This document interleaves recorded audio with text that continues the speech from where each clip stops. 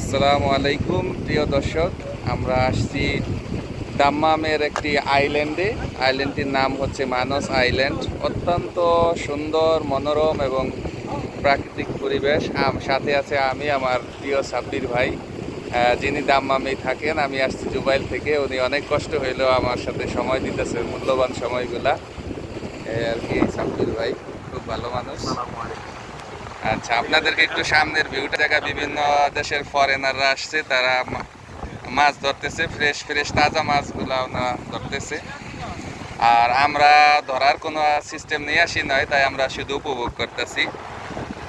আর একটা কথা বলে রাখা ভালো হয়, আমরা যেই উপভোগ করতেছি এর সকল কিছুর ঊর্ধ্বে আমাদের আল্লাহ তাআলার সাহায্য, সহায়তা।